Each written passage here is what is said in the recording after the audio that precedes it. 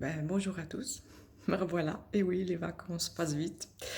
J'espère qu'elles furent comme vous l'avez convenu, que tout s'est bien passé pour vous, qu'elles étaient, malgré le contexte, ensoleillées et que vous avez pu bien profiter. Quant à moi, j'en viens à faire des petits post-it parce que sinon j'oublie tellement de choses. Je vais rectifier mes bêtises de la dernière vidéo avec la douleur, mais c'est hallucinant. Le cerveau, comment il peut partir et comment on peut oublier ou mal interpréter, je dirais, certaines choses. Donc voilà, en fait, à l'hôpital, avec le neurologue, à l'unité de la douleur, pardon, ça va être dur, hein, je suis debout depuis 2h15. Quand je suis allée à l'hôpital de jour, que j'ai fait les 2 essais, c'était bien des corticoïdes et non les anticorps monoclonaux. Voilà, je voulais rectifier ce point parce que j'ai emmêlé un peu mes pinceaux la dernière fois. J'étais encore pas tout à fait là. Voilà, donc ça c'était la première chose. Donc effectivement, on attend toujours sur ce cher gouvernement. Voilà. Donc mes vacances. Je suis sortie 3 fois. On voit, hein, j'ai bronzé. Non, je rigole, c'est ironique. Célia est donc arrivée. Ah, pauvre Minouche, c'est son petit surnom. Elle a été brave, elle a été brave. Donc j'ai eu quand même la visite, comme je vous disais, j'ai travaillé en horlogerie. Et donc en horlogerie, ben voilà, la selle où elle passe, on n'oublie pas quoi, dans tous les sens du terme. Donc voilà, j'ai gardé contact avec beaucoup de monde hein, depuis que je travaille, comme beaucoup de gens. Hein. C'est pas parce qu'on est malade que on peut pas garder contact avec les gens. Elles sont venues me faire coucou, donc forcément, il faisait un peu chaud et elles m'avaient pas vue depuis un petit moment. Donc voilà, ça leur a fait un peu bizarre de trouver la selle dans cet état-là. C'est pas évident, c'est pas facile. Voilà, elles sont un petit groupe où on rigolait bien. La Véro, on sortait plein de bêtises. Il y avait Beetlejuice, la Sylvie, la Nawel. Chaque fois que je mettais des Sarwell. Oh, t'as encore mis ton chez culotte. Voilà, la Marie-Pierre, qui était partie voir sa fille en Martinique et qui m'avait ramené des gousses de vanille de là-bas. Voilà, j'en oublie forcément parce que voilà, c'est comme d'hab, j'ai pas tout noté. Donc voilà, mais c'est un petit groupe comme ça qui, malgré tout, ont gardé contact et puis qu'oublie pas la selle. Et ça c'est bien parce que malgré tout, ben voilà, ça fait plaisir quand même de voir que pas qu'on n'ait pas oublié, mais que la maladie n'enlève pas tout. Voilà, parce qu'elle fait quand même pas mal de dégâts, elle enlève déjà pas mal de choses. Donc c'est bien de voir qu'on a quand même encore un petit peu des gens de ci, de là qui pensent encore à vous. Ça fait plaisir. J'ai aussi eu Orkin, voilà. Donc ça a été les vacances. Mon petit lutin est parti en vacances. Et donc j'ai eu des techniciens du Grand Est, j'ai eu des techniciens de Vesoul. Voilà. Euh, Petit coucou à Fessal. Je sais pas s'il verra la vidéo, je sais pas. Mais franchement, tous les 2 jours, le pauvre, il était à la maison. Parce que ben oui, hein, on est toujours en été, il y a eu des chaleurs. Je suis montée à 50 crises par semaine. Alors, ironiquement au téléphone, Madame du souci, vous pouvez plus vous passer de moi. Et je lui dis, ah non, je vous kiffe. Donc voilà, on essaye de garder quand même une pointe d'humour dans tout ça. Donc, ils ont été super géniaux.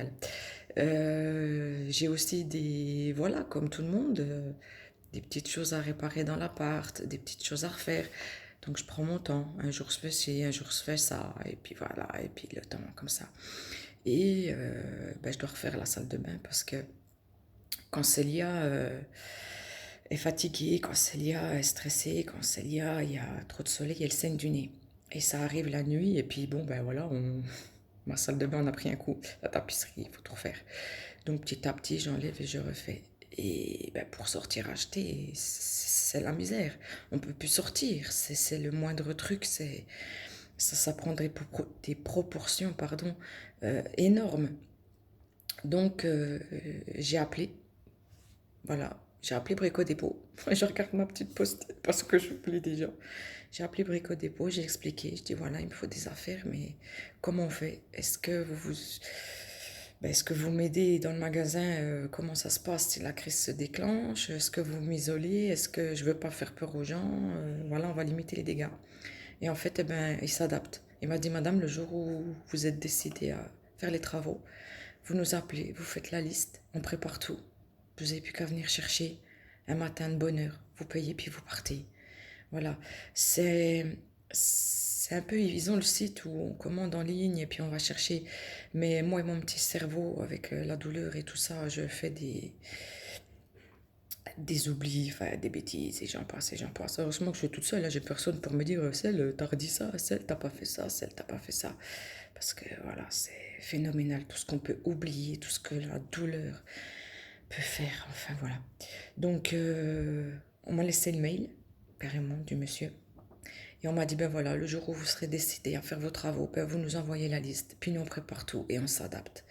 Mais c'est juste formidable. C'est, voilà, de voir qu'il y a encore des gens sur cette planète qui sont capables de s'adapter à nous, quelle que soit la maladie. Quelle que soit la maladie. Je voulais remercier aussi toutes les personnes qui ont fait coucou.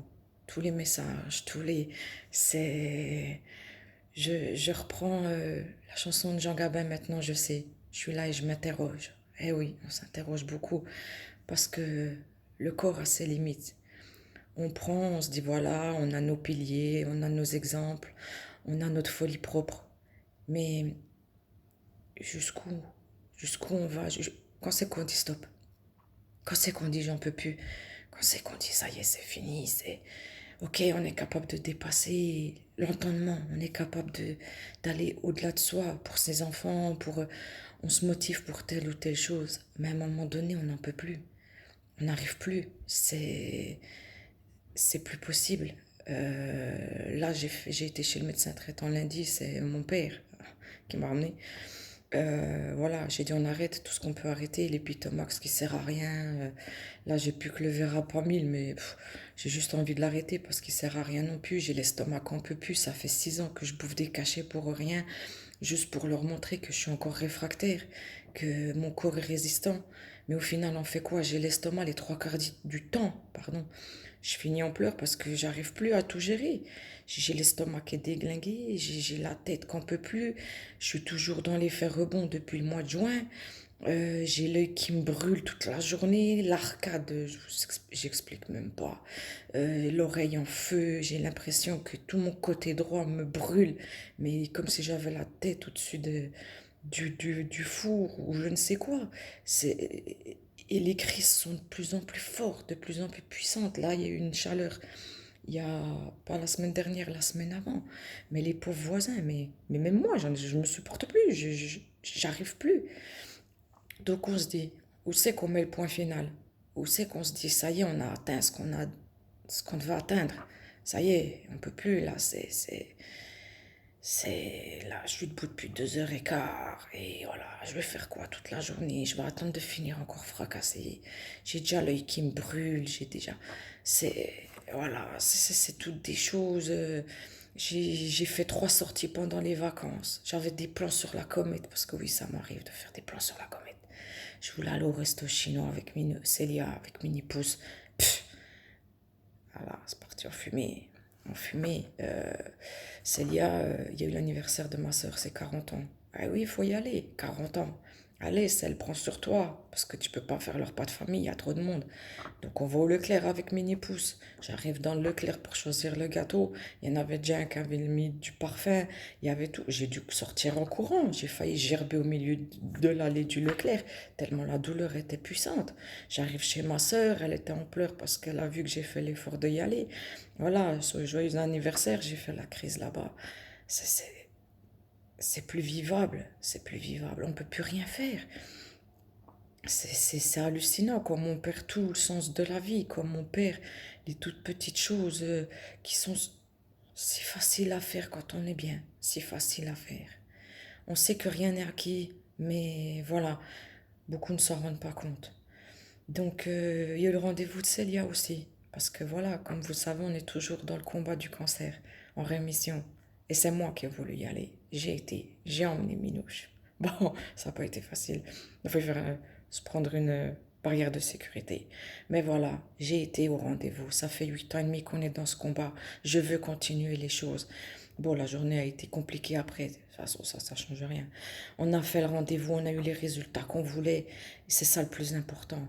Voilà, c'est Célia qui s'en sort au bout de 8 ans et demi où les résultats sont proches du zéro. C'est toutes des choses comme ça qu'il faut que j'avance chaque jour. Mais à un moment donné, on se dit, ouais, mais après, on court après quoi? On avance après quoi? On attend quoi? On ne sait pas. Puis on se pose des questions. Jusqu'où notre folie propre va nous emmener avant que la folie que eux, soi-disant gens normaux, décèlent pour être bons à interner. Je sais pas, c'est pas facile. Donc voilà, la crise après, une fois chez le docteur, la crise dans la voiture, hein, j'ai fait l'oxygène, bon, après on est rentré, puis voilà. Donc, Célia a quand même été chez Minipousse, Célia a fait des sorties, Célia a été au jardin avec Minipousse, Célia a fait des repas avec Minipousse. Elle a été quand même chez ma soeur 2 jours dormir. Mais voilà, elle est quand même là, elle était là quand il y a eu ces fortes chaleurs, elle était là quand les crises m'ont massacré, mais à un point, mais indescriptible. Je vais pas les refilmer parce que celles que vous avez vues auparavant à côté n'ont plus rien à voir. Là, c'est vraiment en puissance. J'ai pas de mots, j'ai pas de. Voilà. Donc 3 sorties, voilà. J'ai dû aller chez le dentiste en urgence, pareil. Je l'ai appelé parce que suite à tout ça, ben c'est pas moi, j'ai pas cassé de dents. Mais voilà, j'ai une dent qui a été touchée parce qu'avec tous les effets des médicaments, à force de serrer les dents dans les crises et tout, je l'ai appelée. Pareil, elle s'est adaptée à moi. Elle m'a pris tout de suite le surlendemain. J'ai été, bon, la crise là-bas, ça c'était inévitable. Elle m'a dit, on est obligé de faire en 2, 3 fois. J'ai dit, on peut pas.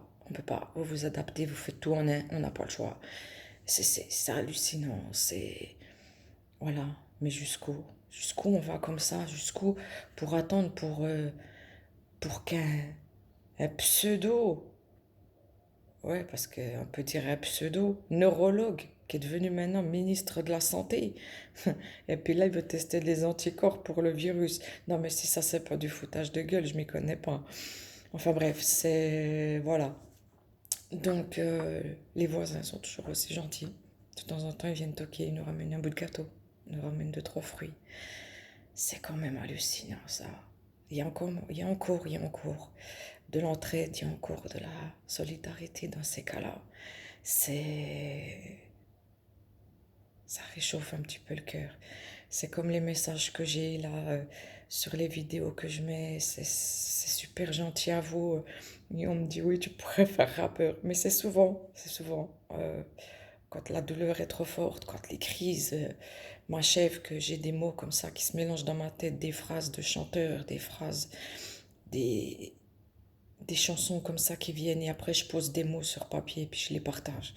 C'est un peu une façon de pas finir dans un état encore pire que celui que je suis déjà. Donc voilà. Donc lundi, ben, le doc il a dit ok on arrête le Pitomax, de toute façon il n'y a pas d'effet, il n'y a rien du tout. J'ai appelé le neurologue parce que j'en pouvais plus, j'ai pas de nouvelles non plus. Là je leur ai dit s'il faut que j'annule mon rendez-vous d'octobre, j'annule. Il est hors de question que je fasse un test à la con, que je déclenche une crise pour pouvoir aller à un rendez-vous à l'hôpital. Tout ça pour une connerie de virus. Enfin bref, voilà quoi. C'est pas facile. On se pose des questions et des questions et des questions. On est toujours autant fracassé. Donc, mes vacances, ben, comme vous le voyez, c'était pas super youpi. C'était, voilà.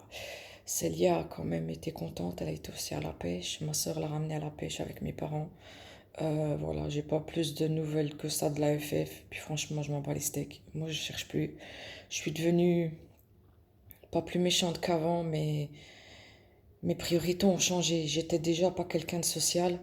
Euh, je me prends plus la tête. Ils sont contents, ils sont contents, ils sont pas contents. Ben voilà, c'est comme ça. On peut pas être à un stade comme on est, AVF chronique ou pas, avec des douleurs comme on a, à gérer tout ce qu'on doit gérer, à survivre chaque jour qui passe, à serrer les dents, à essayer de pouvoir manger un petit peu pour, pour pas sombrer, pour pas tomber, parce qu'il est hors de question que je finisse à l'hôpital ou autre. Euh, même si, oui, je suis encore plus cinglé qu'avant, mais je l'assume et je m'en fous. Mais voilà, il est temps que ça bouge. Alors on attend, on attend. Mais franchement que les questions reviennent de plus en plus à se poser jusqu'à quand. Donc voilà, c'est le petit retour de la rentrée. C'est pas Calimero, hein. Je suis encore pas là, mais franchement, il y a un ras-le-bol là. C'est c'est compliqué. Donc voilà, là il fait un peu moins chaud, c'est tant mieux. Il y a eu du vent, il a fallu que lui aussi s'y mette, alors là, on ne peut rien faire. C'est même pas la peine d'essayer, c'est même pas la peine de se battre. Là, on sait que on peut plus rien faire. S'il y a les éléments, le vent qui s'y met et tout, en plus, là, c'est impossible à gérer. Voilà. Je remercie tout le monde pour les coucous. Franchement, c'est super sympa. On m'a même carrément dit que j'étais une Wonder Woman. Mais c'est formidable.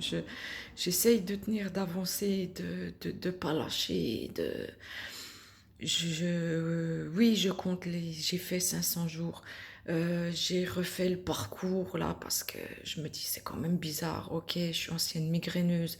Ok, la VF m'est tombée sur la gueule en 2013. Je suis devenue chronique en 2018. Chronicité sévère depuis le 13 avril 2020. Mais voilà, on est obligé d'avoir ces chiffres pour arriver devant les médecins puis leur dire mais maintenant vous faites quoi?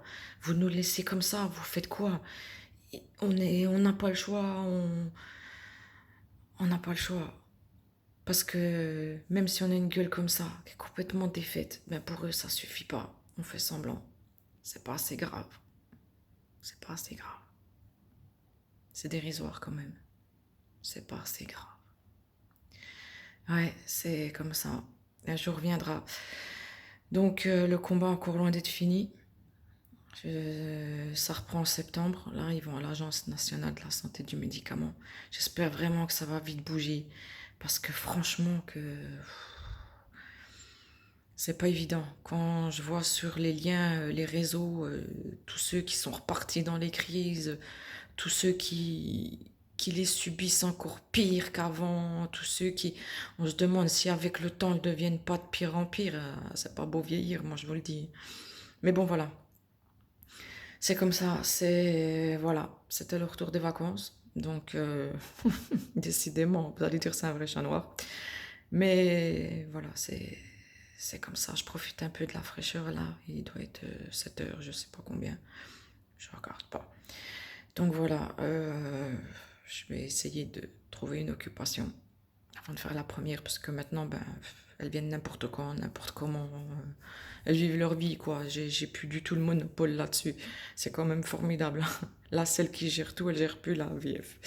Enfin voilà, je vous remercie encore tous. Franchement, c'est ceux qui sont dans l'ombre, ceux qui y sont pas. Je connais pas les gens, je sais pas, mais franchement, je vous remercie infiniment. Je remercie Pouce Pouce d'avoir pris Célia, ma sœur, parce que voilà, même si personne ne veut en parler, même si tout le monde se met des œillères, même si on me dit mais pourquoi tu pleures pas? Ben parce que la selle elle pleure pas. La selle elle est pas comme ça. Ouais, mais c'est une vie, tu dois pleurer. Ben non, la selle elle est pas comme tout le monde. La selle elle pleure pas, elle encaisse, elle encaisse. Puis après elle gère avec sa folie, avec sa colère. C'est peut-être pas la bonne solution, mais pleurer est-elle la bonne solution aussi? Après, chacun fait comme il le sent. En tout cas, j'ai jamais fait comme ça, je changerai pas maintenant. C'est pas les blabla, les on dit qui vont me faire changer. Ils sont pas contents, ben ils passent leur chemin. De toute façon, on a besoin de personne. Comme je l'ai dit, j'ai ma solitude et puis c'est tout. Ça me suffit. Encore respect à tous ceux qui sont accompagnés. euh, Parce que voilà, c'est quand même bien d'avoir quelqu'un à côté de soi, quelqu'un qui vous soutient, quelqu'un qui vous aide dans ces épreuves de merde, dans ces cris d'angoisse, dans ces cris de douleur. qui viennent du profond de vos chairs. C'est franchement un respect à tous ceux tous ceux qui entourent, pardon, les AVF. Je vous remercie encore. Et puis, je vous souhaite une bonne rentrée à tous, même s'il y en a qui l'ont déjà faite pour les pequeños, parce que ça va être encore un sacré combat. Faut pas qu'on lâche, faut pas qu'on les laisse manipuler tout ce qui n'est pas manipulable. Il y a encore un droit, il y a encore une liberté, il y a encore tant de choses à défendre. C'est, voilà, le pays part en sucette, mais il faut pas qu'on baisse les bras. Malheureusement, je peux pas descendre dans la rue, mais je le ferai bien avec ma bouteille d'oxygène. Franchement, parce que je suis une rebelle de naissance. Mais voilà, je suis de tout cœur avec ce combat solidaire à fond et à 100%. Bon courage à tous les malades tels qu'ils soient encore, quelle que soit la douleur, quel que soit votre combat, quelles que soient vos difficultés. Bon courage à tous. Merci encore à vous, tous ceux qui ont mis des mots, tous ceux qui regardent, tous ceux qui partagent, parce qu'il faut encore parler. Il faut parler, il faut qu'on soit entendu, il faut qu'on soit reconnu, il faut qu'on soit aidé. Autant pour nous que pour ceux qui l'ont déjà depuis très longtemps, que pour ceux qui viennent d'être diagnostiqués, que pour ceux qui tombent dedans.